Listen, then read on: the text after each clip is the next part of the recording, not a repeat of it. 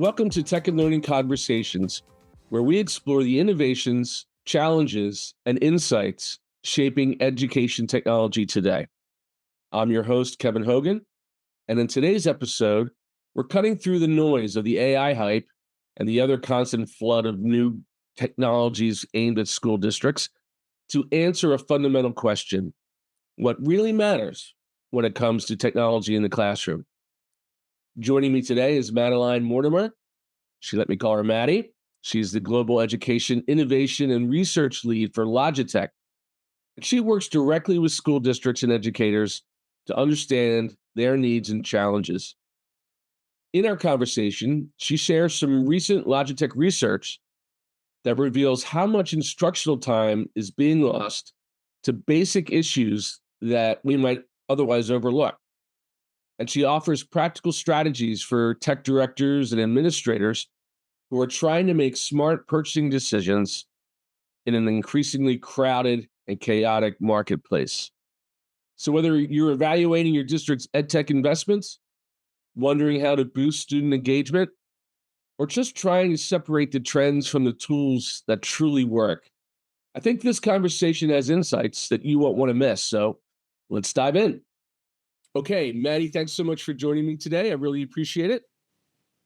Thanks so much, Kevin. Really excited to be here.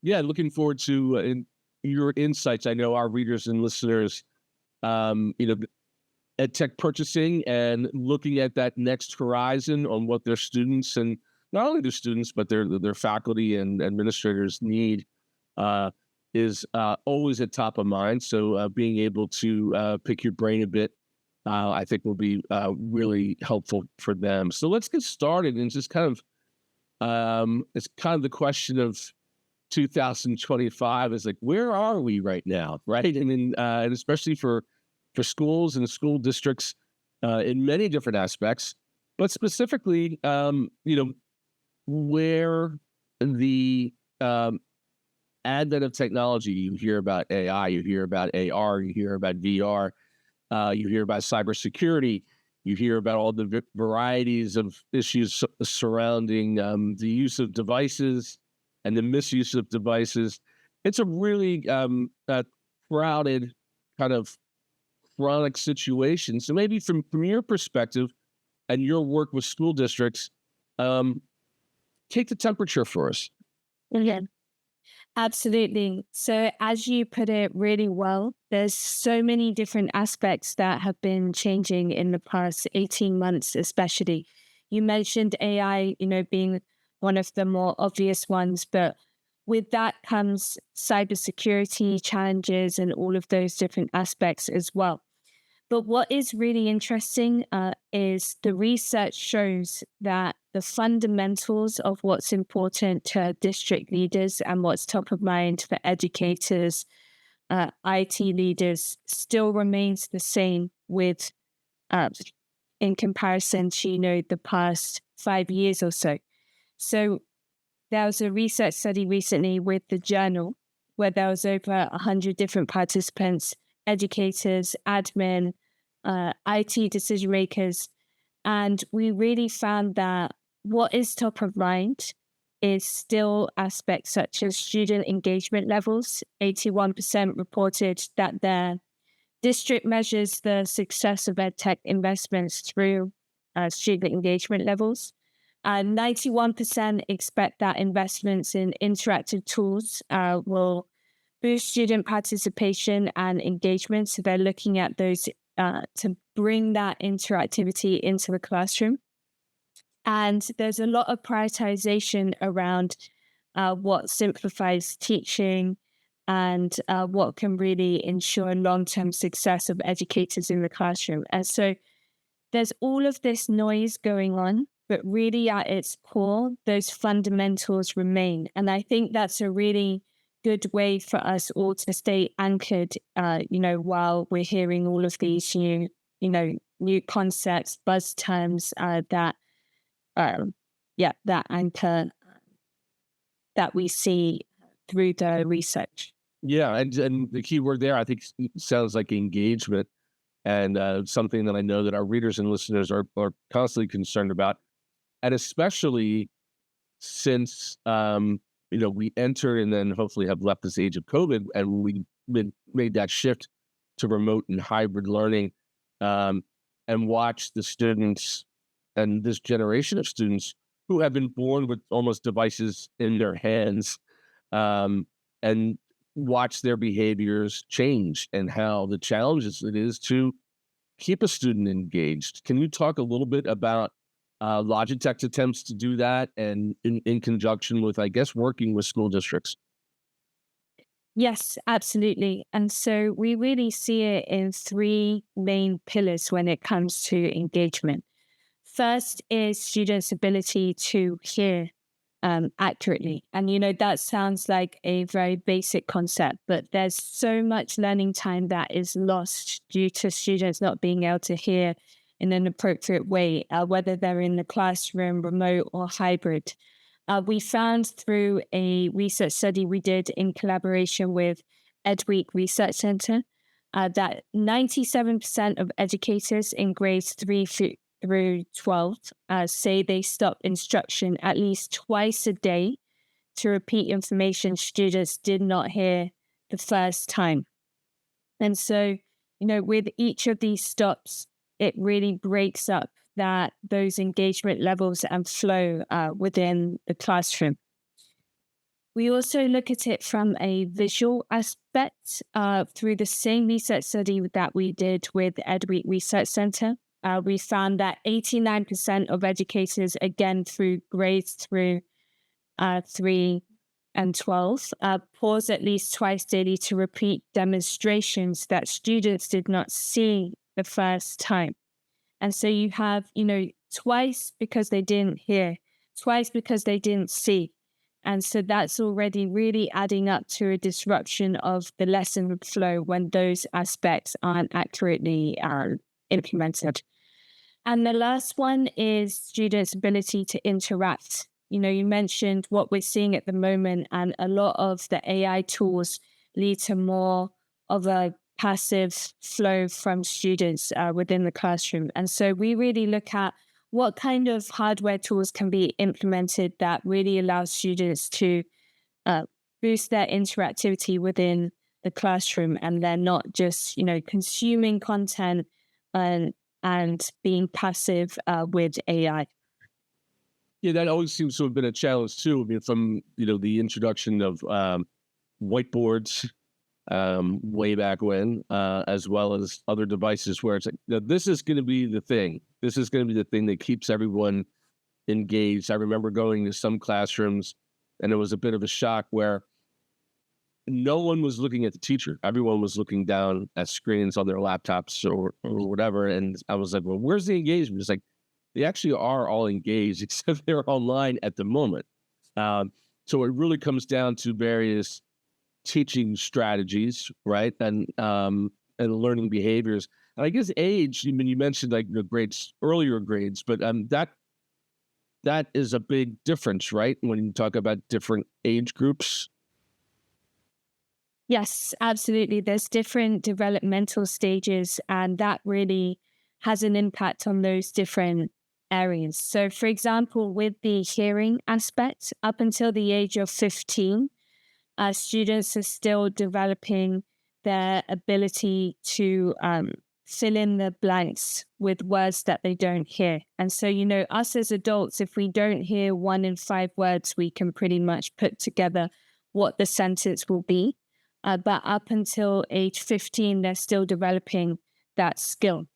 On the interactivity part, students are still developing fine motor skills up until, as late as 12 years old, between 10 to 12. So you have elementary school students just with a laptop, with a trackpad, all at different stages of fine motor skill development, which has a direct impact on their ability to really truly immerse themselves within the task that they're doing if the tech itself becomes an inhibitor.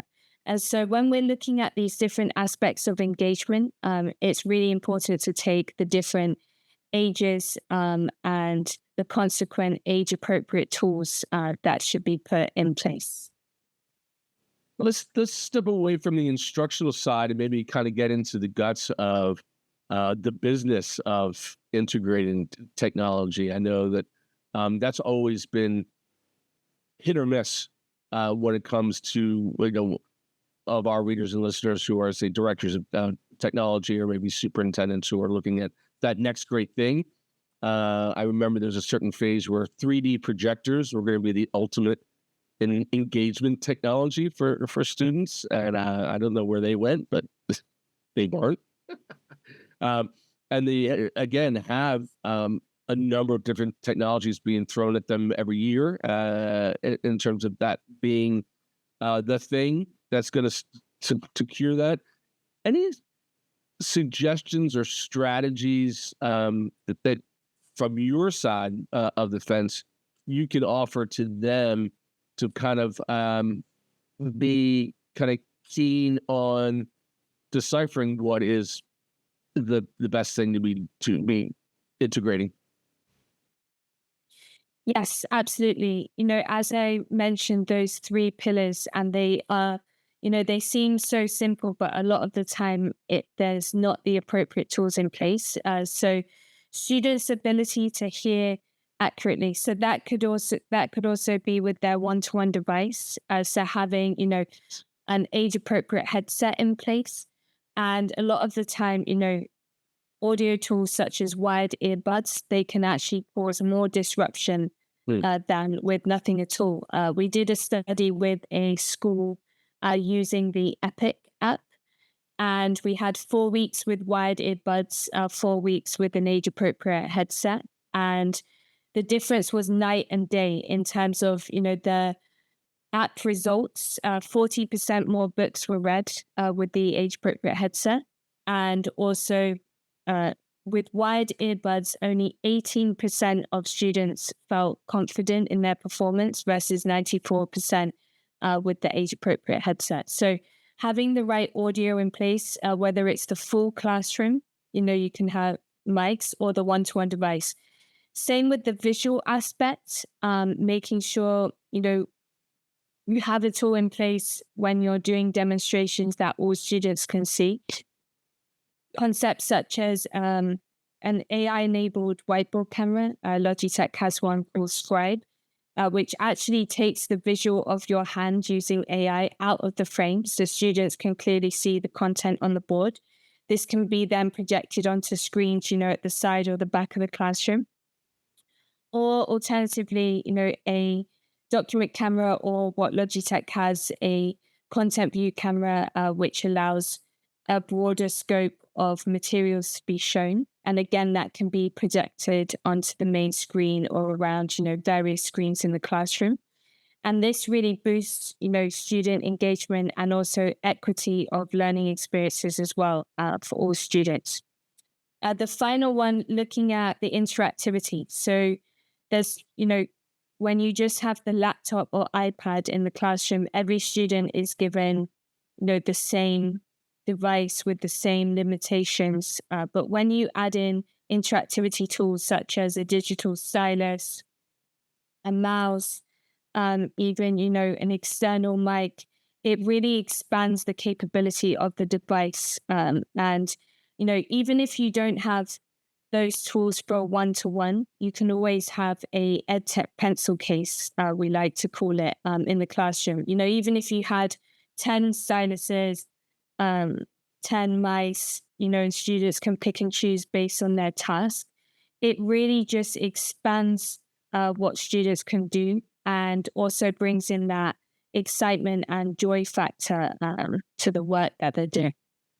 And so, even though these technologies have become more efficient to use, and while more sophisticated as a technology, kind of more plug and play than ever before, I'll assume there's still an element of professional development that has to take place, especially if we're talking about like a district-wide implementation. Can you talk about that process a little bit?